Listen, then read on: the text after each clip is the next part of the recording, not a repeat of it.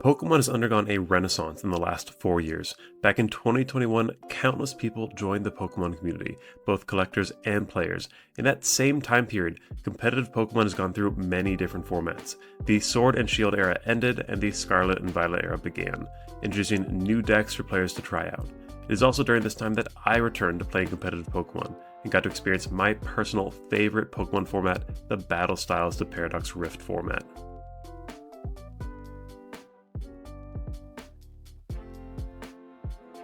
Battle Styles to Paradox Rift is an incredible format for a lot of different reasons. Firstly, there are a ton of different playable decks that have very unique strategies and different playstyles. From Stage 2 Pokemon to big basics, setup decks to very aggro turbo decks, and a mix of everything in between, there are a ton of cool decks in this format. This is partially due to the format including a total of 15 core sets, giving it a huge card pool for players to choose from. Looking at the Vancouver Regional from this format, there are 10 different decks in the top 32, and this was not a one-off fluke. In the top 16 at the special event in Utrecht, there were 11 different decks. The format was incredibly well balanced. At many events, very rogue decks creeped their way into the top cut. Despite there definitely being top decks in the format, they aren't so far above the rogue decks, which allowed for a lot of unexpected strategies to do very well. The format is also known for having numerous single prize decks, something that's been missing in the current Pokemon TCG for a while now. Many single prize decks saw a ton of success during this format. They're not the best decks by any means, but they still made their way into a lot of top spots at events. One of the most popular of these decks was Lost Zone Box, which uses the Lost Zone engine of Comfey, Mirage Gate, and Colress to quickly load up your Lost Zone, then easily accelerate any energy you want from your deck to your Pokemon. You would also use Cramorant and Sableye to quickly deal damage, so long as you had enough cards in your Lost Zone. Lost Zone Box also sometimes used 2-prize Pokemon, but the majority of the deck is single prizers, I promise. Personally, I hate the Lost Zone engine, not because it's poorly designed or it's unfair. I just lost the deck all the time at locals in this format. But for anyone who loves single prize decks, Lost Zone Box is for you. The format is also incredibly affordable. Later in the video, I'm going to look at some of the playable decks. They on average cost as low as $15, and the more quote-unquote expensive decks of the format like Gardevoir EX are $25. All of the decks are incredibly cheap, and they're only going to get cheaper in the coming months as many of the cards are being rotated out of the format. Giratina V-Star, for instance, in 2023 was over $10 a copy. Now you can get each of them for under $3. It's very likely to drop even further after rotation. But the format isn't perfect. There are several cards that players find very frustrating to play against. Path to the Peaks is legal, which many players find very controversial.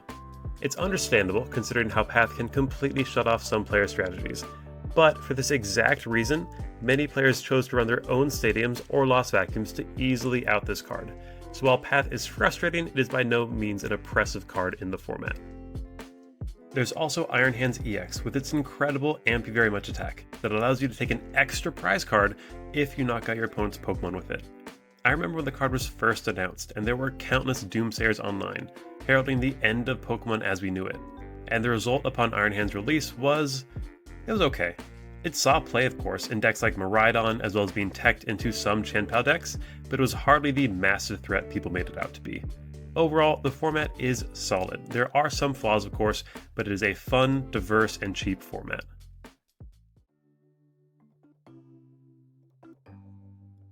With how diverse the format is, it's hard to discuss all the playable decks. So we're going to look at 3 of the top meta decks right now: Gardevoir, Chien-Pao, and Miraidon.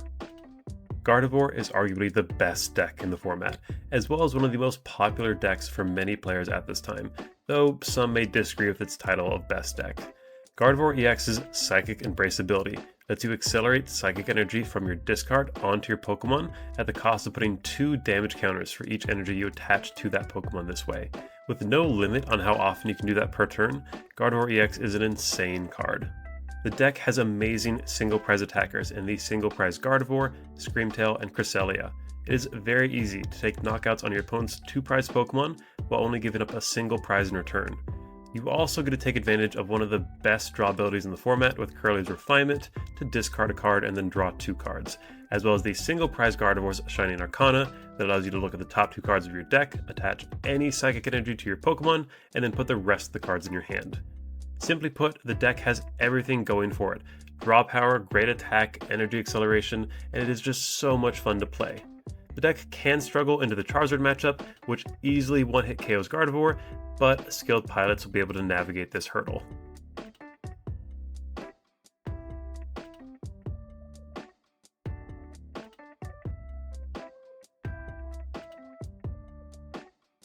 The next deck I want to take a look at is Chien-Pao EX, which is one of my personal favorite decks of all time, and it performed really well in this format.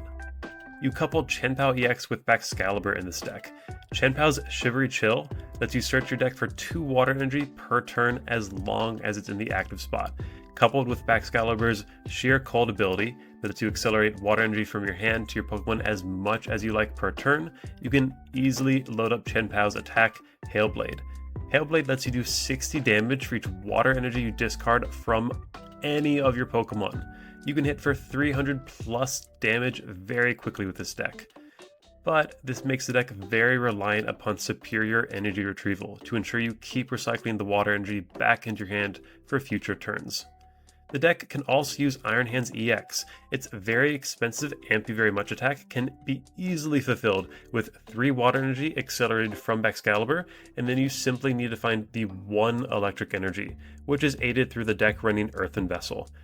You don't usually plan to use Iron Hands to attack in every single game, but he's a great tool to have in your back pocket to pull out when you need him.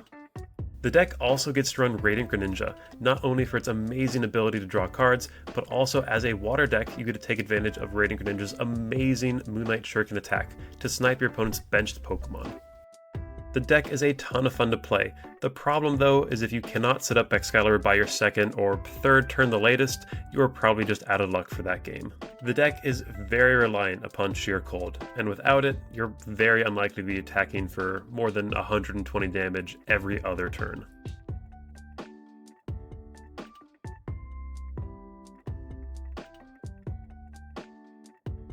The final meta deck I want to look at is Miraidon. Miraidon has the ability Tandem Unit, which allows you to search your deck for 2 basic lightning Pokemon and put them on your bench.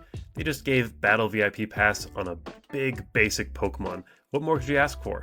The deck also has great attackers with Raichu V, and even Miraidon's attack Photon Blaster can hit for 220 damage, though Miraidon can't attack on the next turn. You also get to run Flaffy with its Dynamotor ability to quickly accelerate lightning energy onto your Pokemon from your discard pile. Coupled with Electric Generator to accelerate even more energy, it's very easy to be hitting knockouts on your 2nd turn against 2 prized Pokemon. The Miraidon deck aims to hit hard and hit fast, making it one of the most fun aggro decks in the format.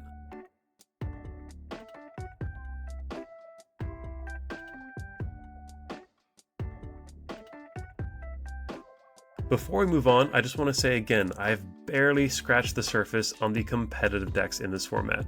In the description, I've linked the results from several regionals during this format, so you can see the other decks as well as the lists players used.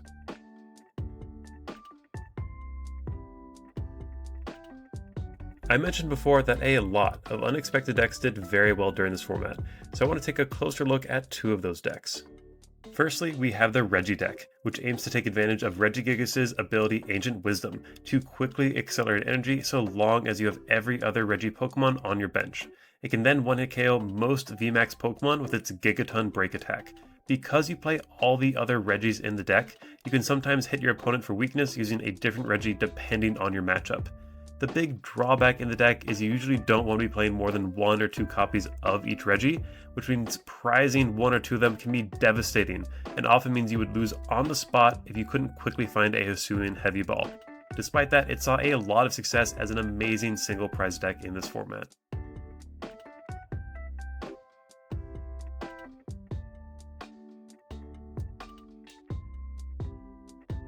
The second rogue deck I want to take a look at is Zorobox. This toolbox style deck aims to set up Zoroark with a loaded discard pile full of stage 1 Pokemon, so you can use Zoroark's Phantom Transformation ability. This ability lets you swap Zoroark with a stage 1 Pokemon in your discard pile. This means you can play a bunch of different stage 1 Pokemon that can do massive amounts of damage. The downside is meeting the energy requirements for all these Pokemon that are different types. This can be easily fixed with Reversal Energy, which provides 3 Rainbow Energy provided your opponent has taken more prize cards than you. The deck also plays a Kirlia Gallade line. Kirlia's Refinement allows you to draw cards and dump your Stage 1 Pokemon into the discard pile, and Gallade is a fantastic Pokemon with its Buddy Catch ability to search your deck for any supporter card. The deck gets to play a ton of really cool Stage 1 Pokemon, including the Slowbro from Pokemon Go, which has the Twilight Inspiration attack to take 2 prize cards if your opponent is on their last prize card. The deck also plays almost every single Pokemon type in the game, so you're almost always guaranteed to be hitting for weakness. And with attackers like Mariana, you can easily knock out big threats in the format like Gardevoir. The drawbacks of the deck are very apparent. You always want to be playing from behind so you can use the Reversal Energy to load up your Pokemon's attacks. So even a single mistake or misplay could lose you the game. Even still, it was able to get 18th place out of over 900 players, so it certainly has some teeth to it.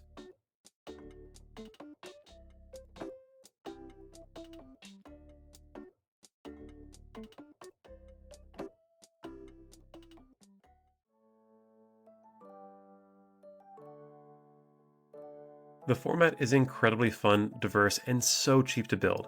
I've built 5 decks for the format and I play them with my friends all the time. It's also a great way to get other people into Pokemon, as none of the decks are considerably better than the others. Unlike older retro formats, you can very easily build any of these decks. The Gardevoir and Charizard League Battle decks have almost all the cards you need to build each deck for this format already. Because of how low investment the format is, I cannot recommend enough that you try it out. And if you already play competitive Pokemon, you probably have a deck for this format already.